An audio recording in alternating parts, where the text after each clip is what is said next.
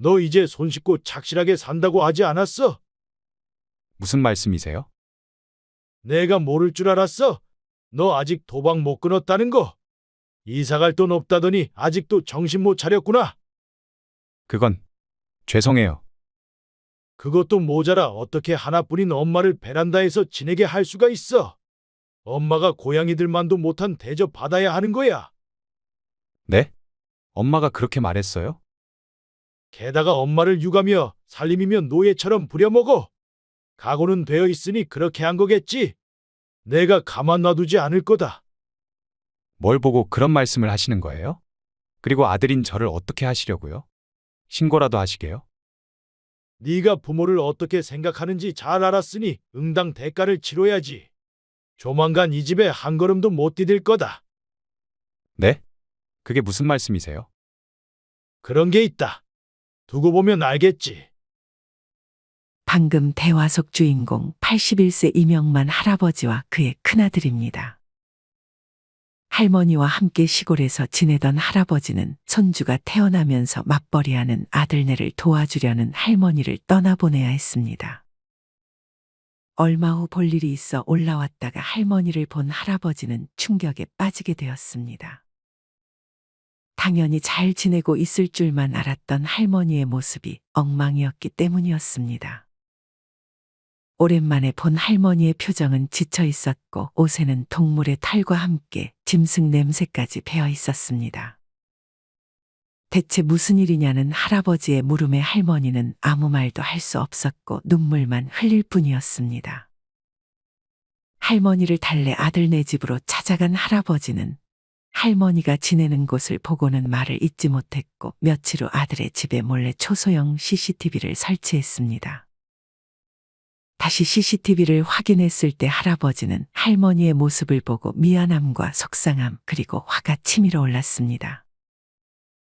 그렇게 아들과 절연까지 생각하며 할아버지는 경찰서로 향해 아들을 신고하고 이어서 아들네 집을 찾아갔습니다. 과연 할아버지와 할머니, 아들 사이에 어떤 일들이 있었길래 할아버지는 친아들을 고소까지 한 것일까요? 지금부터 그 이야기를 들려드리겠습니다. 임씨 할아버지는 젊은 시절 가난한 시골에서 벗어나 돈을 벌기 위해 무작정 서울로 상경했습니다. 학교를 다니지 못한 임씨 할아버지가 할 수 있는 일은 몸으로 때우는 일밖에 없었습니다. 무일푼이었던 할아버지는 신문 배달을 하다 근처 가발 공장 앞에서 붕어빵과 군고구마를 팔며 아주 조금씩 돈을 모았습니다. 그해 겨울에도 어김없이 군고구마와 붕어빵을 팔던 임씨에게 매일같이 붕어빵을 사 먹는 여성이 있었습니다. 이 근처에 사시나 봐요? 네. 집이 바로 앞이에요. 하지만 알고 보니 이 여성은 친구를 보러 여기까지 왔다가 붕어빵을 사 먹었는데 붕어빵을 팔고 있는 임씨에게 반해 집이 저 멀리 떨어진 곳에 있음에도 매일같이 임씨의 얼굴을 보러 온 것이었습니다. 그렇게 둘은 매일같이 대화를 나눴고 서로에게 끌려 결혼을 하게 됐습니다. 임씨는 그런 아내와 붕어빵 장사를 하며 모은 돈으로 포장마차를 운영하기 시작했습니다. 임씨의 아내는 딸이라는 이유로 재산을 거의 받지 못해 둘은 그 시절 사람들이 그랬듯 조금 어렵게 결혼 생활을 시작했습니다. 이때는 낭만의 시대로 다들 힘들게 살던 시기라 퇴근 후 포장마차에서 소주 한잔 하는 게 사람들의 유일한 낙이기도 했습니다. 심지어 임씨가 사는 근처에 회사가 많이 생기면서 임씨가 운영하던 포장마차는 그 지역의 랜드마크가 됐고 임씨는 그렇게 포장마차의 크기를 조금씩 늘렸습니다. 그렇게 포장마차가 잘 될 즈음에 임씨는 어느 정도 준비가 됐다고 생각해 아들 둘을 낳았습니다. 아내가 육아를 할 때는 임씨는 직원을 고용해 포장마차를 운영했습니다. 임씨는 자기의 자식들만큼은 공부를 할 수 있게끔 물심양면으로 지원해줬습니다. 자신은 그런 지원을 받지 못한 것이 한이었기 때문이었습니다. 둘째보다는 첫째 아들이 머리가 명석하고 성적도 좋아 시간이 흘러 나름 수도권의 명문대학에 입학했고 이후 대기업에도 합격해서 임 씨와 아내에게 아주 큰 자랑이었습니다. 대기업? 대단하네. 이제 걱정할 일이 없겠어. 주변 지인들도 하나둘 부러워하는 말을 건네기도 했습니다. 반면 둘째 아들은 공부를 그렇게 잘하는 건 아니었지만 묵묵하고 성실한 점이 강점이었습니다. 어릴 때부터 학교를 마치고 나면 항상 포장마차로 달려와 임 씨를 도왔고 목공예에 취미가 있어 자기 혼자 소소하게 가구를 만들어 포장마차의 의자로 쓰라고 가져다 주기도 했습니다. 사실 초반에 둘째 아들이 만들어 온 의자들은 너무 엉망이라 의자로 쓰긴 뭐했지만 갈수록 둘째는 실력이 좋아졌습니다. 일반 포장마차 의자들은 등받이가 없었고 임시내의 포장마차 의자도 그랬는데 아들이 술에 취해 자꾸 뒤로 넘어지는 손님들을 보고 등받이가 있는 의자를 개발해 가져왔습니다. 나름 퀄리티가 좋아 실제로 임씨는 의자를 교체했고 손님들도 둘째가 만든 의자를 아주 좋아했습니다. 임씨는 오히려 정 많은 둘째에게 더 정이 가기도 했습니다. 이후 먼저 자리를 잡은 큰아들은 임씨와 아내에게 예비 며느리를 소개시켜줬습니다. 어디서 만난 아가씨야? 회사 동료들이랑 미팅을 했는데 거기서 만났어요. 그래? 뭐 하는 사람인데? 아직 회사 인턴이에요. 인턴이면 아직 계약직은 아닌 거 아니야? 네. 그 회사에서 계약직 되기는 쉽지 않을 거예요. 근데 어차피 돈은 제가 벌면 되니까요. 어떤 모습이 좋아서 결혼을 결정한 거야? 제가 회사 관련 자료를 전해주러 우연히 여자친구 집에 들렀는데 고양이들을 키우더라고요. 동물을 사랑하는 그 심성이 착해서 나중에 저랑 자식 낳으면 잘하겠다 싶더라고요. 그래? 사돈 될 사람들은 뭐 하시는 분들이야? 말씀드리기 조심스럽긴 한데.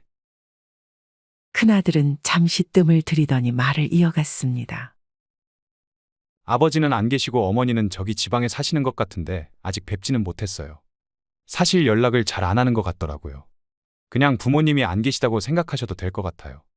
그래서 상견례도 하기 곤란할 것 같고 결혼식도 저희는 그냥 안 하고 그 돈 저축하려고요. 임 씨의 아내는 그런 아들의 말에 조금 당황하긴 했지만 그래도 사람이 중요한 것이지 그 사람의 환경이 중요한 건 아니라고 생각했습니다. 그래.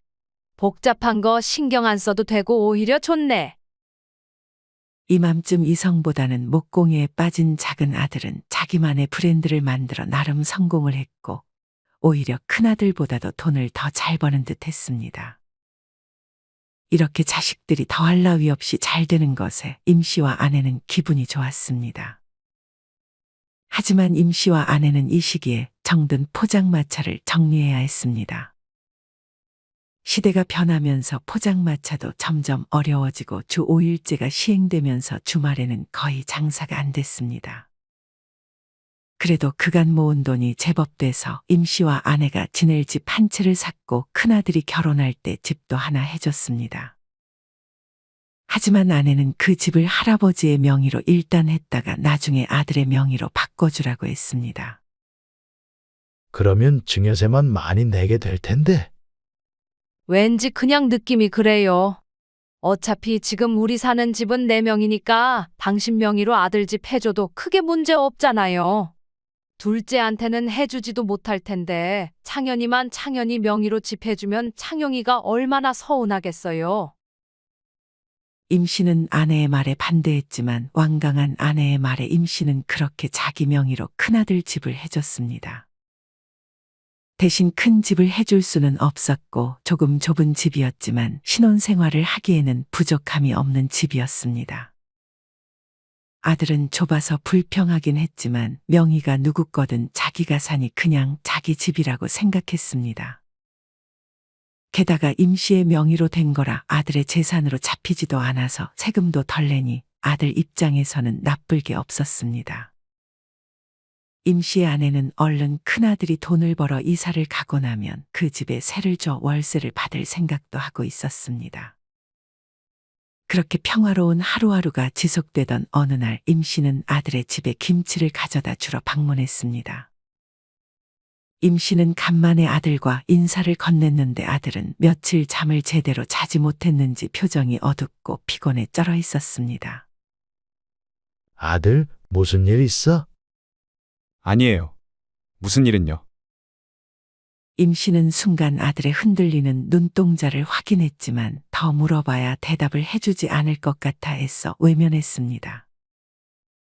이후 어느 날은 임 씨네의 집에 큰아들이 직접 찾아왔습니다. 대부분 임 씨나 아내가 아들 집으로 가고 아들이 임 씨네의 집에 오는 경우가 거의 없었는데 아들은 웬일로 임 씨의 집을 방문했습니다. 드릴 말씀이 있어요. 큰아들은 임 씨와 아내의 눈을 쳐다보지도 못한 채 땅만 보면서 말을 했습니다. 무슨 죄를 졌길래 그렇게 기가 다 죽었어? 죽을 죄 지은 거 아니면 어깨 피고 당당하게 얘기해도 돼. 임 씨는 애써 분위기를 펴보려 했습니다. 제가 도박으로 큰 돈을 날렸어요. 도박? 네가 그런 걸 할 애가 아니잖아. 제 와이프가 자기도 살림에 보탬이 좀 돼야겠다며 온라인 도박을 가끔 했는데 그래도 잘 벌 때는 꽤 잘 벌더라고요. 근데 전 영 소질이 없는지 점점 잃은 돈 다시 만회해보겠다고 더 큰 돈을 넣고 더 큰 돈을 넣다가 그만. 큰아들은 자기의 머리를 때리고 쥐어짜는 신용을 했습니다. 아들은 자기가 모은 재산의 90%를 날렸다고 했습니다. 지나간 건 어떻게 할 수 없잖아. 이제부터라도 정신 차리고 다시 모으면 되지. 너 아직 나이가 젊잖아. 임 씨의 아내는 큰아들을 위로했습니다. 임 씨는 좋은 소리가 나올 것 같지 않아 입을 굳게 다물었습니다. 그래서 뭐 바라는 게 있어서 여기 온 거야? 그게 다름이 아니라 지금 사는 저희 집 팔고 작은 집으로 이사 가는 건 어떨까요? 남은 돈은 제가 어디 엄한 데 쓰지 않고 은행에 잘 넣어 놓을게요. 어차피 저 주시기로 한 집이었잖아요. 큰아들은 임 씨가 사준 집을 팔아서 작은 집으로 이사가고 남은 돈은 자기가 다 가질 계획으로 임 씨의 집에 찾아온 것이었습니다.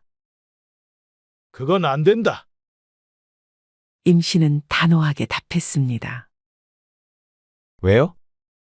네가 그 돈을 어디 쓸 줄 알고? 나중에는 몰라도 지금은 절대 안 돼.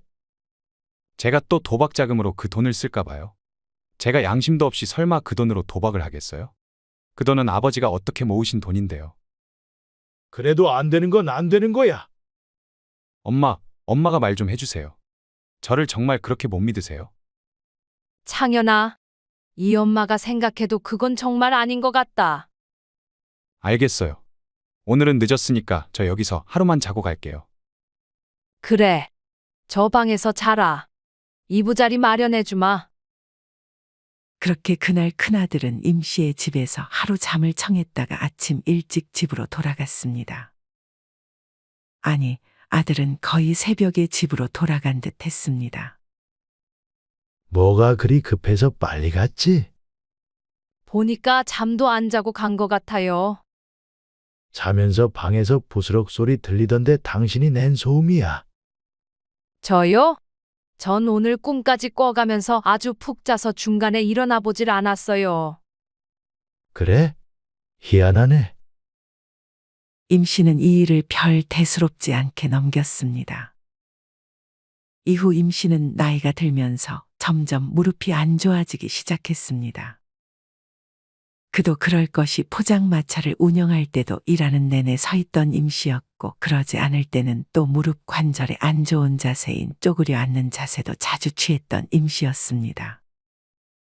임 씨는 빌라에 살고 있었는데 엘리베이터가 없는 3층에 있어 계단을 오르내리기가 힘들어졌습니다. 그렇게 임 씨는 아내와 함께 요양차 고향으로 내려가는 것을 선택했습니다. 자연 속에서 지내면 여러모로 심신이 안정되지 않을까 해서 내린 결정이었습니다. 고향에 내려온 임 씨의 아내는 동네 사람들과 간만에 이야기를 나눴습니다. 근데 이 옆집에 살던 강신애는 어디 갔어? 아이고 말도 마. 그 집 아들 태식이 있잖아. 도박에 빠져가지고 그 잘나가던 아들이 당신애를 협박하고 돈까지 요구했나 봐. 에이, 그 착하고 공부 잘하던 태식이가? 돈 앞에서는 부모 형제도 없다잖아. 지금 어떻게 사는지 소식 금킨 지가 벌써 10년이야. 임 씨는 동네 사람과 대화를 하는 내내 떠오르는 큰아들의 얼굴을 지울 수가 없었습니다. 이후 큰며느리는 일을 하지 않다 도박으로 생활이 어려워지자 나가서 아르바이트를 하기 시작했습니다. 하지만 그마저도 손주를 임신하는 바람에 금방 그만두고 손주를 낳자마자 며느리는 다시 아르바이트를 구하러 다녔습니다. 그러자 아들은 바로 임 씨에게 손을 벌렸습니다. 아이 클 때까지는 엄마가 옆에 있는 게 좋다던데 3년 동안은 채연이가 돌보지 않고? 잃은 돈 얼른 다시 모아야죠. 그래서 그런데 엄마가 저희 아이 어린이집 갈 때까지만 좀 돌봐주실 수 있어요? 내가? 난 네 아버지랑 고향까지 내려갔는데 다시 올라오라고? 엄마도 아시다시피 채연이는 부모님도 거의 안 계시는 거나 마찬가지고 저희가 또 어디다 도움을 요청하겠어요? 임 씨의 아내는 손주를 봐서 좋았고 거의 매달에 한 번 손주를 보러 아들의 집을 방문하긴 했지만 아예 맡아서 키우는 건 다른 문제였습니다. 아이를 돌봐달라는데 다시 같이 올라가는 거 어때요? 거기로? 난 안 가. 가봐야 나까지 돌보느라 당신만 고생할 거야. 당신도 그냥 여기 남아. 괜히 가서 몸만 상하지 말고. 자기들 문제는 자기들이 알아서 해결하겠지. 안 그래도 도박으로 돈 다 날려서 힘들 텐데 외면하긴 좀 그렇잖아요. 정 가고 싶으면 당신 혼자 가. 난 여기가 좋아. 알겠어요. 그럼 좀 해보다가 안 될 것 같으면 다시 내려올게요. 정말요? 엄마가 도와주실 거예요? 그래. 짐 챙겨서 다음 주에 올라가마. 임 씨의 아내는 그렇게 짐을 챙겨 아들의 집으로 올라갈 준비를 마쳤습니다. 집에 있어? 네. 근데 엄마가 알던 집 말고 제가 보내준 주소로 오세요. 뭐라고? 갑자기 왜? 옆에 아버지 안 계시죠? 엄마 막 버스 타서 지금 혼자야. 제가 문자 보내드릴 테니까 그곳으로 오세요. 자세한 건 만나서 얘기 드릴게요. 아들의 말에 의아함을 품은 채 임 씨의 아내는 아들이 알려준 주소로 향했습니다. 뭐? 이사를 왔다고? 미리 말씀 못 드려서 죄송해요. 근데 말씀드리면 또 반대하실 게 뻔해서. 어쩔 수 없었어요. 이때가 한창 집값도 오를 때라 딱 적절한 타이밍에 잘 팔았어요. 네 아빠 명의의 집을 네가 어떻게 팔았다는 거야? 그래서 엄마한테 부탁드리는 거예요. 사실 예전에 엄마 집에 갔던 거 기억나시죠? 저 하루 자고 간 날. 그래. 그때 너 잠도 안 자고 새벽에 나가지 않았어? 네. 그날 제가 아버지 방에서 인감증명서랑 아버지 신분증 등 다 챙겨갔어요. 만약 나중에 문제 생기면 아버지가 저한테 나 위임했다라고 말하면 되니까요. 너 아버지가 이 사실 알면 어쩌려고 그래? 나중에 더 잘해드리면 되죠. 엄마가 인감이랑 신분증만 다시 가져가서 원래 있던 자리에 놔주세요. 원래 임 씨의 인감과 신분증은 임 씨의 아내가 항상 가지고 있었는데 고향으로 내려갈 때 차마 이게 없어진 줄은 꿈에도 몰랐던 임 씨였습니다. 그도 그럴 것이 항상 중요한 통장과 신분증은 작은 바구니에 넣어놨는데 그 바구니만 챙겼지 바구니 안까지는 다 확인해 보지 못했던 것이었습니다. 아들이 자고 간다고 했던 날 새벽에 들리는 부스럭거리는 소리가 사실은 아들이 인감과 신분증을 뒤지는 소리였던 것이었습니다. 임 씨의 아내는 한숨이 절로 나왔습니다. 그 돈은 제가 말씀드린 대로 절대 손 안 대고 은행에 고이 모셔놓을 테니까 정말 걱정하지 않으셔도 돼요. 근데 이제 아이도 있는데 여기는 너무 좁은 거 아니야? 3명이서 살기에는 충분해요. 전에 집이나 이 집이나 별 차이도 없어요. 아들은 은근히 이전에 좁은 집을 해줬다는 것에 대해 불만을 표현했습니다. 3명? 이제 엄마까지 총 4명이잖아. 아, 그쵸. 저기는 화장실일 테고 저기는 방 하나. 이게 끝이야? 이 엄마는 거실에서 자면 되는 거야? 실은 방은 저희랑 아이가 쓰고 거실은 고양이도 있고 공용 공간이라서요. 저희도 거실로 자주 나올 텐데 자꾸 엄마가 떡하니 지키고 계시면 불편하기도 하고 그럼 난 어디서 자라는 거야? 저기 베란다에서 지내면 될 것 같아요. 사실 말이 베란다지 그냥 방이라고 생각하면 돼요. 뭐? 나보고 저 좁은 베란다에서 지내라는 거야? 저희가 아직 정리를 못해서 그런데 매트리스 깔고 수납장 놓으면 크게 불편하진 않으실 거예요.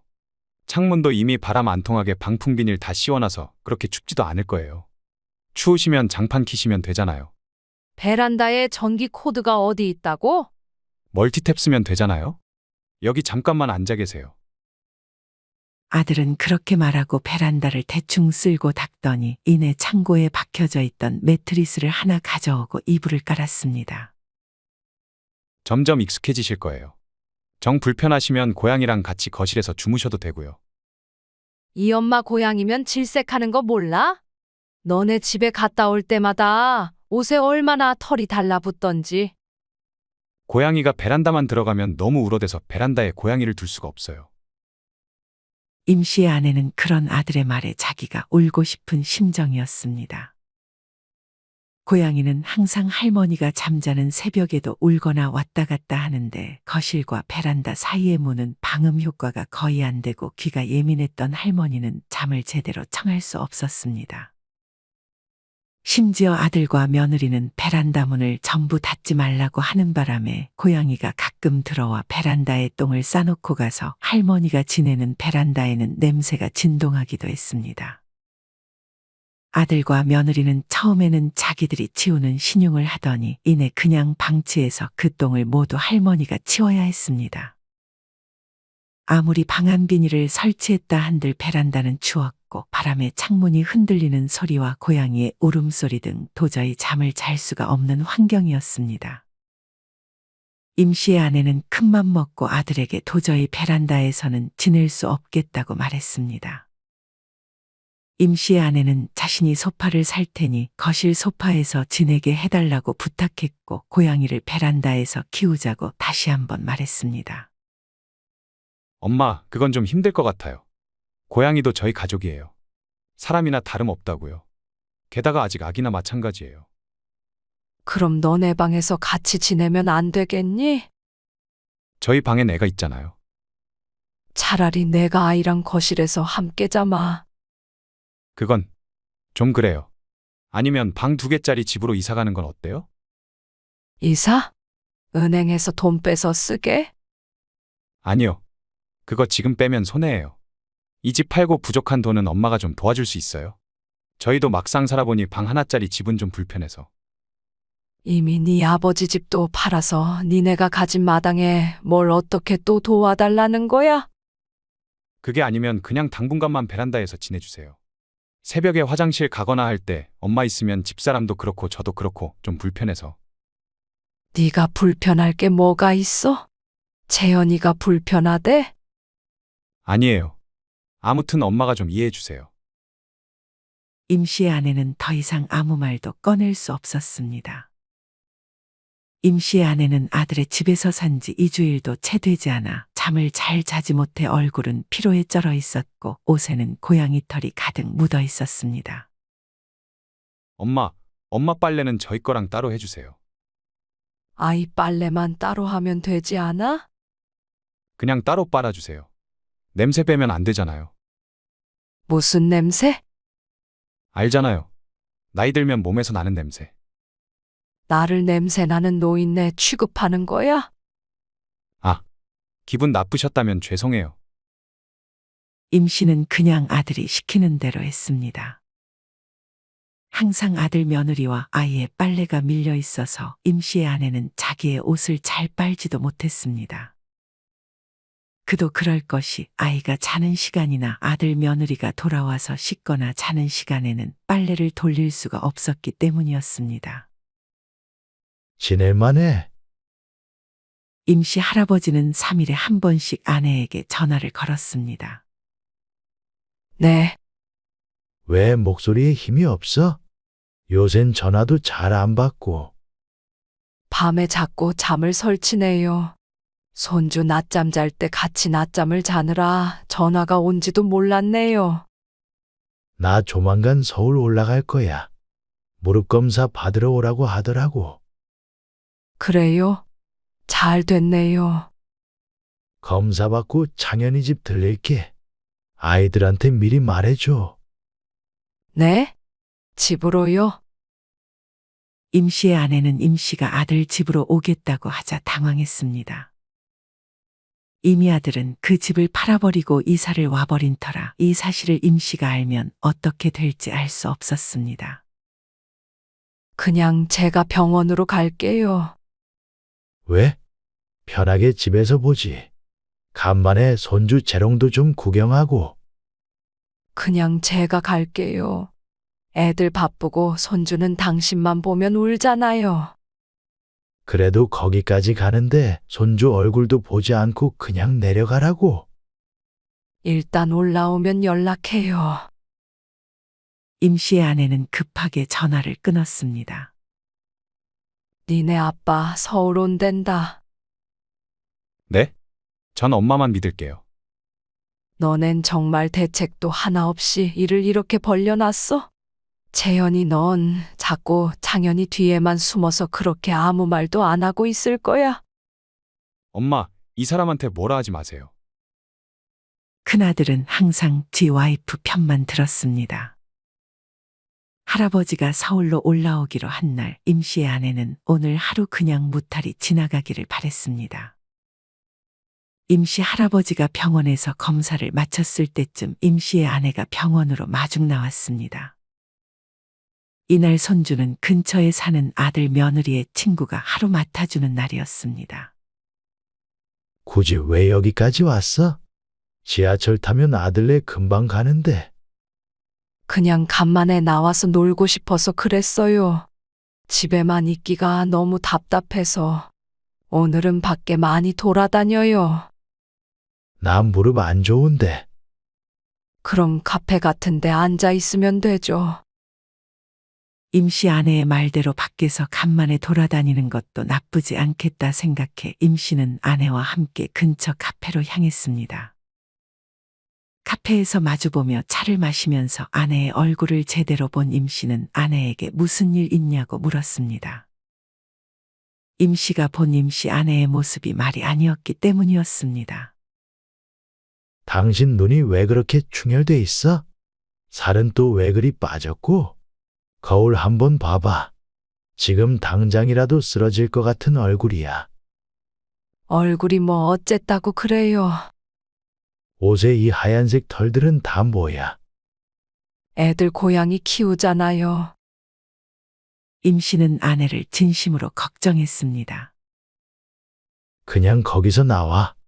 오늘 나랑 같이 내려가자고.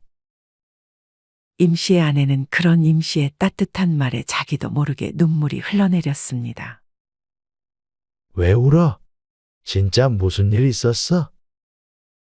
아내가 우물쭈물하자 임씨는 더욱 이상한 느낌이 들었습니다. 임씨는 그간 무슨 일이 있었는지 아내에게 솔직하게 말해보라고 달랬습니다. 아내는 임씨에게까지 자기가 아는 사실을 속이는 것이 마음 편하지 않고 죄를 짓는 기분이 들어 차를 한 모금 마시더니 그간 있었던 일을 다 말하기 시작했습니다. 대신 화내지 말아요. 뭐? 집을 팔아? 내 이놈의 자식을 그냥? 화내지 않기로 했잖아요. 임씨는 그런 아내의 말에 화를 가라앉히려고 노력했습니다. 창현이가 집에서 자기로 했던 그날 당신 신분증이랑 인감 다 챙겨갔나 봐요. 나한테 당신 몰래 제자리에 잘 넣어달라고. 지금 집에 애들 있어? 임씨의 아내는 집에 아무도 없을 시간이라고 답했습니다. 임씨는 서둘러 택시를 타고 아들네 집으로 가자고 했습니다. 집은 왜요? 그런 게 있어. 나만 믿어. 임씨는 그렇게 아내와 함께 아들이 이사간 좁은 집으로 향했습니다. 임씨의 아내는 베란다에서 자신이 지낸다는 사실을 알게 되면 남편이 어떻게 반응할지 두려웠습니다. 그렇게 임 씨와 아내는 아들의 집 안으로 들어갔습니다. 당신은 어디서 지내? 임 씨는 집에 도착하자마자 아내가 어디서 지내는지 물었습니다. 임 씨의 아내는 망설이다 대답 없이 손가락으로 베란다를 가리켰습니다. 임 씨의 눈에는 베란다에 널브러진 이부자리와 어떻게든 바람이 들어오는 걸 막아보겠다고 방안 비닐이 커버하지 못한 곳을 수건으로 막아놓은 임 씨의 손길이 보였습니다. 임 씨는 이 모습을 보고 그냥 아내를 다시 집으로 데려오는 것만으로 끝낼 수 없었습니다. 임 씨는 집 근처 카메라 전문점으로 가서는 초소형 CCTV를 거실과 베란다에 설치했습니다. 그리고 아들이 오기 전에 자신은 모텔에서 머물렀습니다. 임 씨의 아내에게는 며칠만 참으라고 말하고 며칠 지나면 좋은 호텔에서 지내다 집으로 돌아가자고 말해놓은 상태였습니다. 그렇게 며칠이 흘렀을 때 임 씨 아내의 몰골은 더욱 초췌해져 가고 있었습니다. 임 씨는 다시금 아들이 없는 날에 아들의 집에 와서 설치해 놓은 CCTV를 가져왔습니다. 임 씨는 모텔에 들어와 그 CCTV에 찍힌 영상을 확인하기 시작했습니다. 임 씨는 그 모습을 보고는 충격에 빠졌습니다. 예상했던 대로 임 씨의 아내는 거의 노예처럼 육아와 살림을 도맡아 하고 있었고, 심지어 아들 며느리는 집에 있을 때도 임 씨의 아내에게 육아를 떠넘기고 자기들은 방에 들어가 쉬는 시간이 많았습니다.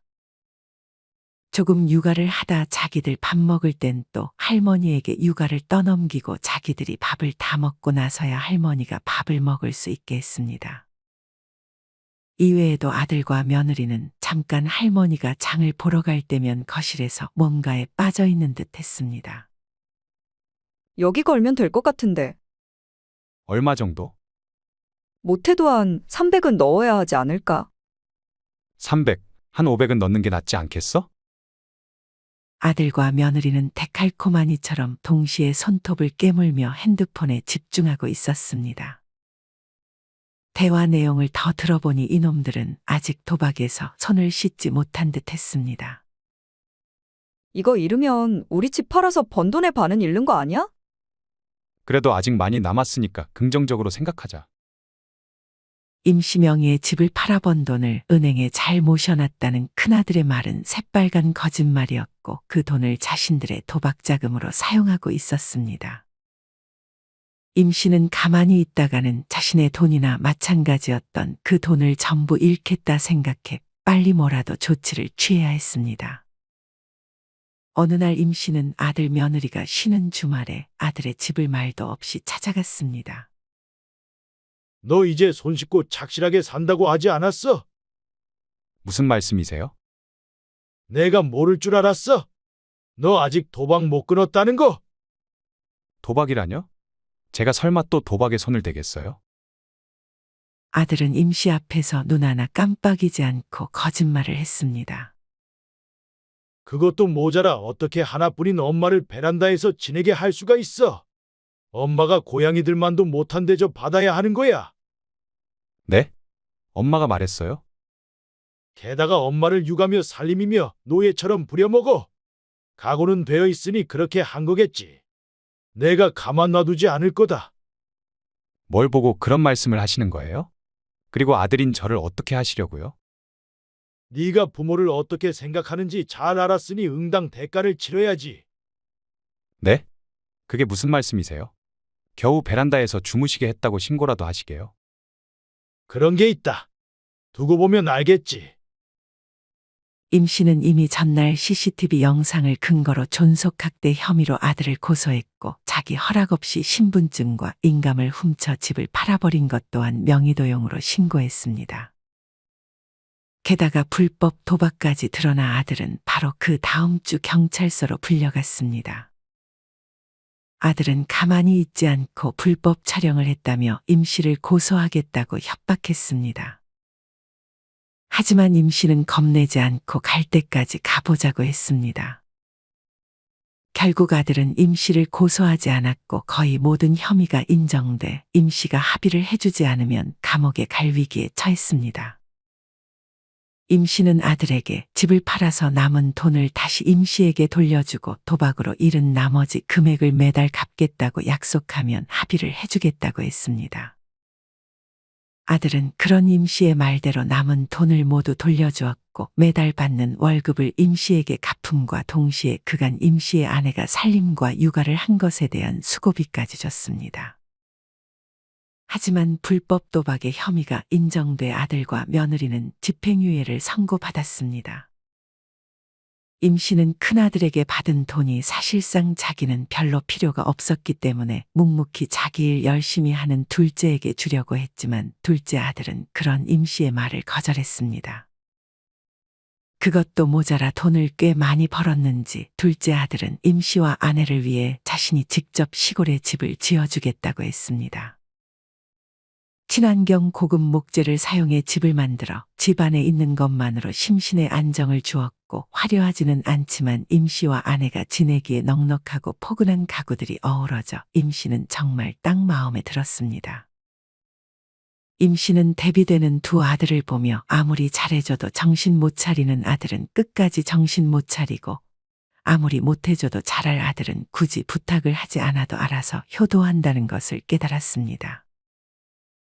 큰아들은 몇 달 동안 임 씨에게 돈을 잘 갚더니 그마저도 임 씨에게 선처를 해달라고 부탁했습니다. 하지만 임 씨는 들어줄 생각이 없다며 약속대로 잃은 돈 전부 갚을 때까지 돈을 보내라고 했습니다. 꼭 그렇게까지 하셔야겠어요? 이건 정말 남보다 못하잖아요. 제가 불행하게 살기를 바라세요? 그게 내가 자초한 일이야. 다 네가 자초한 일이니 네가 책임져. 이제 아버지 어머니 뵐 일 없을 것 같네요. 그건 네 마음대로 하고 돈은 약속대로 다 갚아라. 이후에도 큰아들이 찾아와 잔뜩 성을 내고 갔지만 임 씨도 지지 않았습니다. 물론 첫째를 그렇게 키운 것도 임 씨와 아내였지만 차별하지 않고 똑같은 육아 방식으로 키웠는데 둘째는 이렇게 착하고 효도하는 것을 보면 임 씨와 아내 탓만을 할 수도 없는 것 같습니다. 임 씨의 아내는 그렇게 다시 고향으로 돌아왔고 둘은 이곳에서 평생 평안하게 살겠다고 다짐했습니다. 여러분은 이런 임 씨의 이야기를 어떻게 들으셨나요? 도박에 눈이 멀어 재산을 탕진하고 살림과 육아를 부모에게 떠넘긴 채 홀대한 아들을 보니 참 답이 없는 것 같습니다. 여러분이 만약 주인공 임 씨라면 오늘 이야기 속 큰아들이 진짜 내 아들이라고 생각했을 때 어떻게 대처하셨을 것 같으신가요? 임 씨 할아버지가 잘했다는 생각이 드시나요? 아니면 그래도 아들을 신고한 할아버지가 너무하다고 생각하시나요?